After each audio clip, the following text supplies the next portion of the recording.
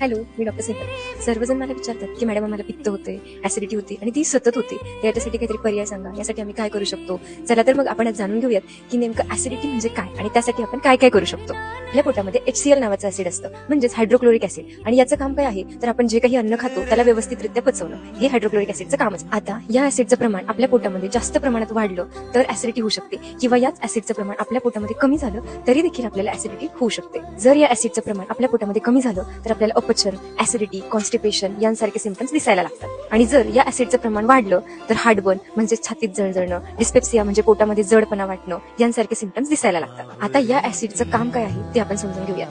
आता जेव्हाही stomach acid व्यवस्थित बनतं तेव्हा आपल्या पोटाची सर्व कार्य व्यवस्थितपणे चालू असतात. आणि याच्यासोबत आपली अन्ननलिका देखील आहे आणि तिचं कार्य व्यवस्थित चालण्यासाठी सुद्धा या ऍसिडची गरज असते.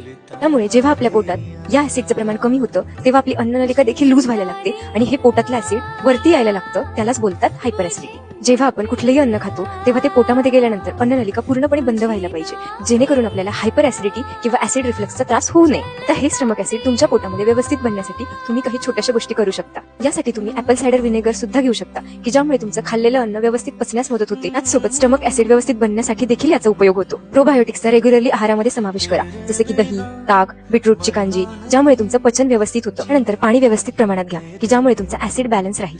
त्यानंतर सर्वात महत्त्वाचं म्हणजे तुम्ही डाव्या कुशीवर झोपायला सुरुवात करा, की ज्यामुळे तुम्हाला ऍसिड रिफ्लक्स होणार नाही. जास्त ऍसिडिटी झाल्यानंतर तोंडामध्ये गुळाचा खडाचं काळजी कमी करा. काळजी कमी केल्याने काय होतं तर तुमचं ऍसिडिटी कमी होते. आणि महत्त्वाची गोष्ट म्हणजे या ऍसिडिटीचं मूळ कारण शोधायला हवे, की ज्यामुळे आपण यावरती व्यवस्थित उपचार घेऊ शकतो. आणि त्यासाठी तुम्हाला होमिओपॅथी अत्यंत उपयुक्त ठरू शकते. आता आणखी एक महत्त्वाची आणि अत्यंत उपयुक्त अशी गोष्ट आहे, ती म्हणजे ओम नारायणाय विद्महे वासुदेवाय धीमहि तन्नो विष्णु प्रचोदयात. या मंत्राचा झोपताना 21 वेळा जप करावा, म्हणजेच याच्या व्हायब्रेशन्सकडे लक्ष द्यावं. व तुमच्या तोंडातून हे शब्द बाहेर पडतात तेव्हा तुमच्या घरातल्या लहरी बदलतात आणि तुमच्या ब्रेनच्या व्हायब्रेशन्स देखील बदलतात आणि शरीरात आपोआप फरक पडायला लागतो.